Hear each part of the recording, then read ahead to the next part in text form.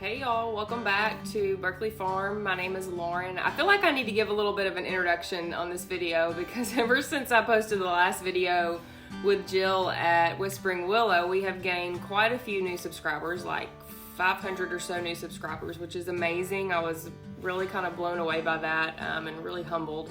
So we're super thankful that you're here. Let me tell you a little bit about myself and a little bit about what we're doing if you are new here, or maybe you've been following along for a little while and you still don't know what we're doing.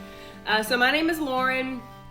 My husband is Tyler. He's actually out today. I'm the only one home. We have 2 little boys and a 3rd boy on the way that is going to be due this coming spring. We're super excited about. But yeah, we live out here in central Arkansas on about, I think we have 11 acres, maybe 12-ish acres. We have, I feel like a little bit of all the things. So we've got pigs, goats, chickens, we've got a horse, because before I got pregnant, I was getting into horseback riding. I have since kind of put that aside. So we're basically sort of, I don't know, feeding like a lawn ornament pretty much, because he costs a lot of money to feed. So, right now he's just a really pretty lawn ornament until I can get back into horse riding. But we do have a horse. He's super sweet. We've also got some dogs. But the big thing out here that we're trying to do, or really it's my passion, I'm doing it, Tyler's just all about helping me fulfill my dreams, is market gardening. So I've been gardening for a few years now. I'm also a nurse. I work part-time and I'm a group fitness instructor in town. I teach a few classes at a local gym in town. But gardening is really kind of my passion, and I wanted to grow it into something bigger. So we started our market garden journey this last year. Our first season was the summer season, and it went really well. Learned a lot, had some failures, if you could call them that, but also had a lot of success. And so we're kind of in the middle of our second season. I'm actually about to walk you out to the tunnel. I was going to have you plant some radish with me. I actually need to harvest some radish too. So I was going to show you guys out in the tunnel, but I stopped here in the greenhouse because it's stinking cold out this morning, and it's a little bit windy, so I wanted to make sure that you could hear me on the video. But yeah, that's a little bit about us. But yeah, let's go out to the tunnel.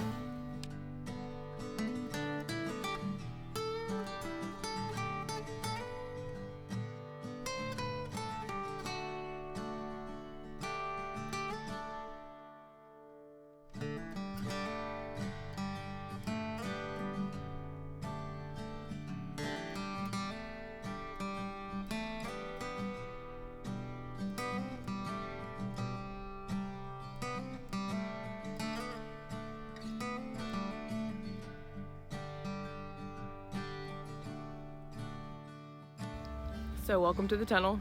We're here, we made it. I generally just make the trek out here. It's usually pretty nice. It's a little windy today, so I'm actually gonna shut the sides just while I'm in here to make it a little more pleasant. So what I'm gonna do today is harvest these radish that are ready to go. That has been one thing that has been super successful for me, because radish is just easy to grow. It's quick. So if you're looking for something quick and easy, try radish. It's just like foolproof pretty much. So in here, I've just been succession sowing radishes. About every week or week and a half, I'll come in and I'll do another section. This is probably, maybe 25 feet or so of radish I've got here.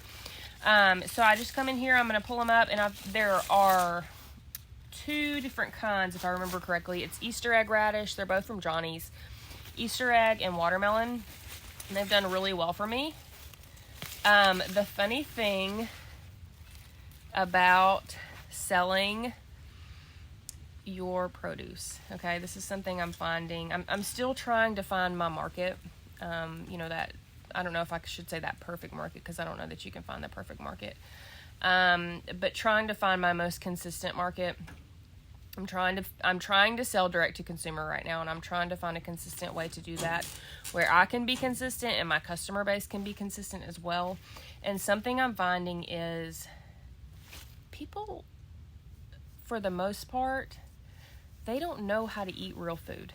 I can't tell you in the last few weeks how many radish haters I have turned into radish lovers simply by telling them how to cook a radish. They've never roasted a radish. They've only ever eaten them raw. If you've ever eaten a raw radish, you know that it's kind of spicy. Not everybody likes it. So yeah, like just teaching people, well, you don't have to eat it raw. You can roast it, and it takes a lot of that spice out, and it makes it a little milder, and it actually tastes really good. I have gained quite a few radish customers that once hated radish, that are now asking me weekly, hey, when are you going to have more radish? Y'all, I even had one friend who didn't even know what a radish was. I was like, you don't know what a radish is? She's like, no, what's a radish? To teach her what a radish was. So it's funny. It's not just, growing food and then offering it and people come and buy it. It's growing food and then teaching people how to really appreciate and love real food. So that's been... You could say it's been frustrating, but it's also been really gratifying when people come back to you and they're like, oh my gosh, all these years I hated radish and now I love it. Or the same thing with lettuce. I've sold some lettuce to some friends and they're like, holy cow, like this is so different from grocery store lettuce. I'm like, yeah, because I've put a lot more effort into my soil health and my fertilization schedule and all that, and it makes a difference in the taste and the texture. So yeah, that's been a huge learning curve for me on the farm, and just learning how to sell food to people. It's getting like harder and harder to crouch down as this baby grows. Makes it harder to breathe when I bend over. So here's one of those watermelon radish. So yeah, let's get started harvesting radish.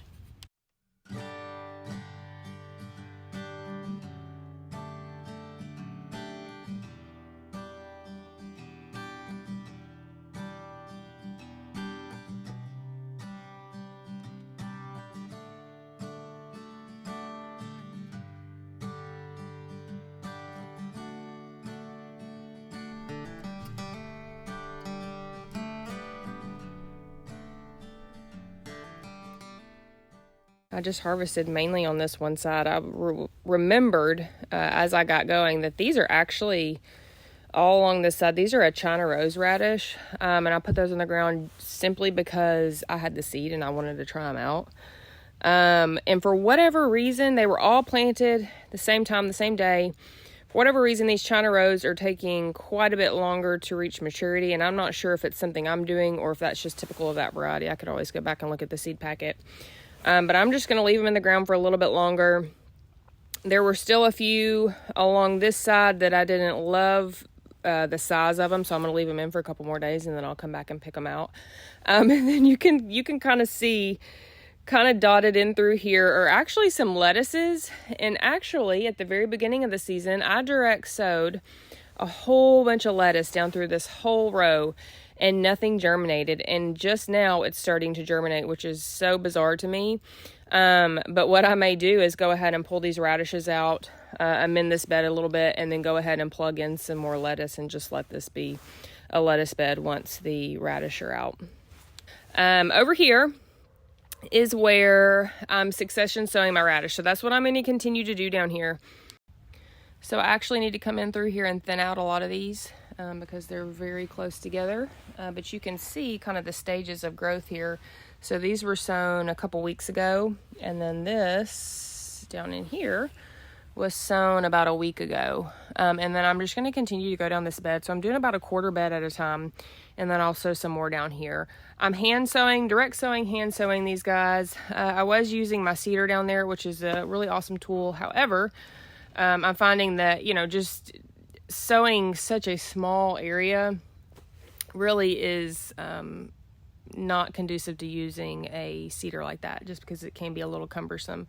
So if I was doing like the whole bed, I probably would use the seeder, but I'm just going to hand sow these guys. I shed the jacket because it's starting to get hot. I'm about to roll the sides of the tunnel up a little bit.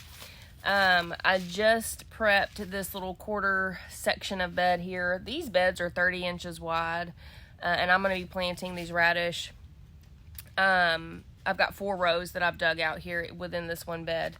And I've got, like I said earlier, which one is this? Red meat radish from Johnny's, and then my Easter egg radish from Johnny's. I've had these same packets.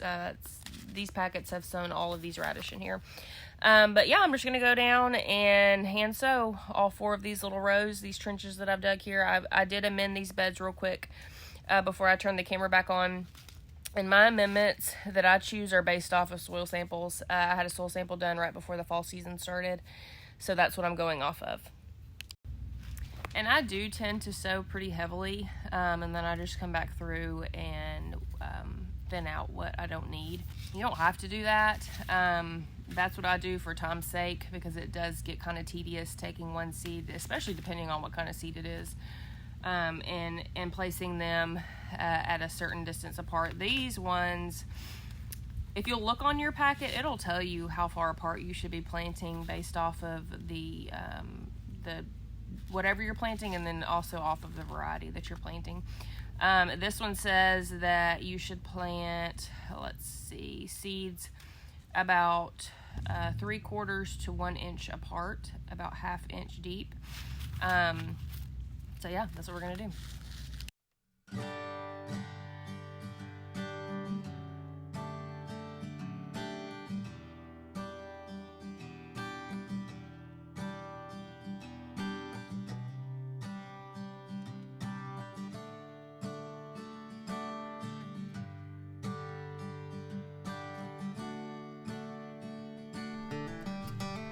Y'all, I got 3 more rows of that to do, and then I need to water them in really well.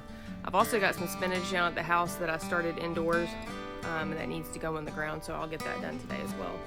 But I just wanted to bring you along, reintroduce myself in case you're new here and you didn't know about us and what we're doing. Again, we appreciate you guys for following along with us, and just being really encouraging to us as we kind of navigate through this and figuring it all out. We will catch y'all next time. See you soon.